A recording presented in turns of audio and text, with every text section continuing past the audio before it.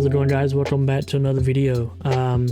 So being a content creator in the States has its ups and has its downs, and one thing that's constantly kind of haunted me is the ban on DJI products in the States. So I've seen videos of the DJI Pocket 4. I would love to get my hands on one, and I would love to create content with one, but I have no access to this easily. I could get it overseas and have it shipped, but that's a whole nother fun ball game that I don't want to play. I thought about picking up the DJI Pocket 3, and yeah, that would get me mostly what I need, but I am a content creator. I'm also a CAD designer, and a 3D printer. Well, not me, but I have 3D printers. I thought instead of buying the Pocket 3, why not create my own solution with cameras and gimbals that I already have. So let me show you what I created here. First, let me show you the gimbal I'm using. So this is the DJI Osmo Mobile 7P. It comes with a tracker, very handy. And the camera I'm going to be using is the Action 5. See if I can get that in focus. And you may be wondering why you need a gimbal with an action camera. So with me, I kind of need a gimbal to have really good quality at the optimal settings for this action camera and to be able to use it at its full potential. So what I did was I've tried a few different things here. Let me show you. So my first solution that I tried was to mount the gimbal like so, like this, and have it landscape. And this works really well. However, it has issues with weight. This gimbal is designed for phones, and this camera is pretty hefty. It's a pretty big boy. So I've played around with a couple different orientations, and I've came across this orientation, which is like right here. So using this setup right here, the camera will be very close to the gimbal as well as balanced on the gimbal. So in my testing, I noticed the motors don't vibrate as much. Still has some vibration. This is obviously not designed to hold this camera. But what I did was I wanted to put it in this orientation, and I wanted to make it where I didn't have to use the default shell. By the way, the default shell on this really doesn't fit the gimbal at all, so I can't do it landscape or portrait mode with this on. As you can see, there's a big space at the top, so this doesn't work. So what I did was I went and 3D designed my own case to fit on the gimbal. So let me show you that here. Let me pop this guy out. And if you guys are interested in this, feel free to let me know. I don't plan on posting this, but I will if there's other interest. I think my case is a very edge case. I don't think many people will be doing this, but for my needs, this is perfect. So first, let me show you the case. I created two. I created a red one and a white one.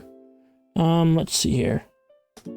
This is the case. I did a lot of designing, and I wanted to make this as light as possible, so I shaved a ton of material out, and it honestly shaved about 7 grams.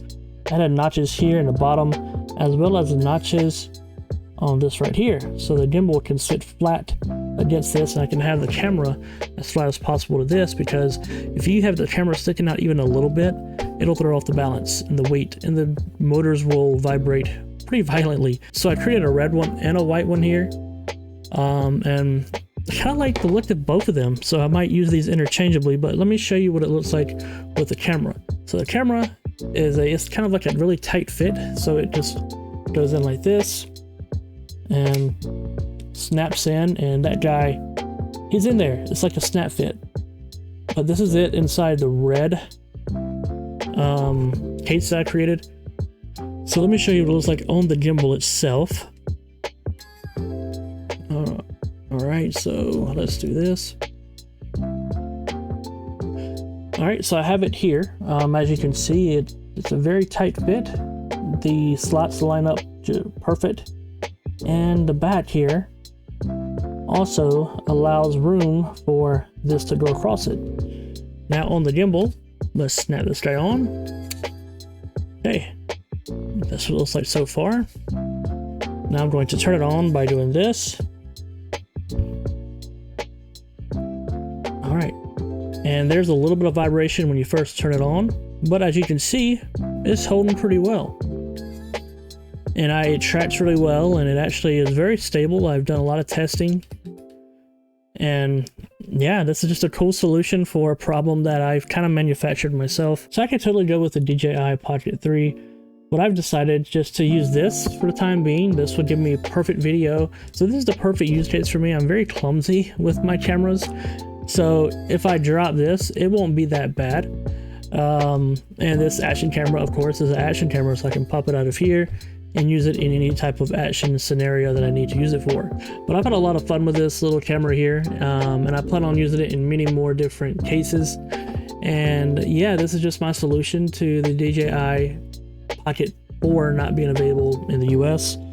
So yeah, if you want to get this file, if you want to have access to this, and maybe you're looking at doing something similar with the action camera on this DJI Mobile 7P, then feel free to comment below and let me know, and I'll release this file. But yeah, this is pretty nice. And now it's not perfect. It will lose tracking here and there. That's just how my brain works. If I see a problem, I want to come up with a solution, even if it is not buying the camera that I would like to buy due to it being banned, and just use what I have. So this is kind of what I was talking about with the ND filter settings and having your camera set to the best possible quality.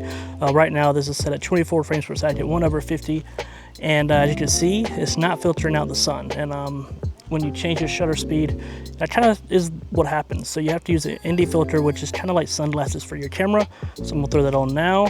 Here we go. You should see a big difference. All right, now the ND filter is on. So I'm walking here, guys, and you should see that.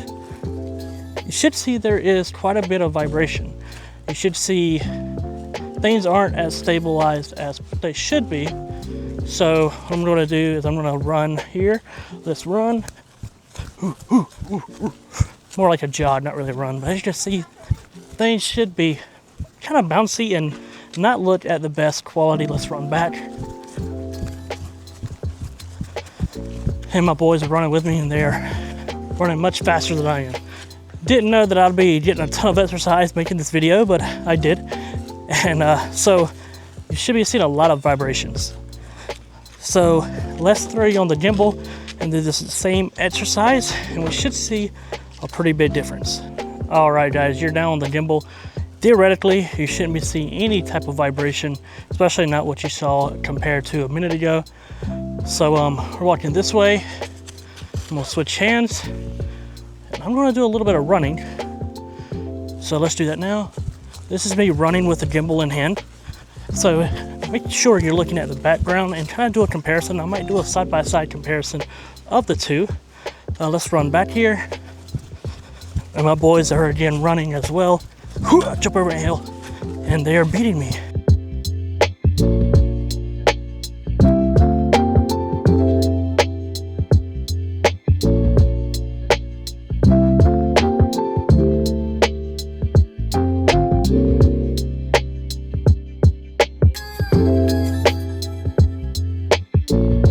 Alright guys, so that was a comparison with and without the gimbal, with the ND filter on. So I have my settings set to the most optimal settings on this camera, and yeah, when you have that set, it's going to let in way more light than you would like it to, and so it kind of destroys the video, and that's what these ND filters are for. However, adding an ND filter does cause vibrations and shutter, so you have to use a gimbal to get good quality out of that. But yeah, thanks for watching. Hope you guys liked the video. Leave a comment on whether or not this was a waste of time, and I'll see you guys next time. Bye.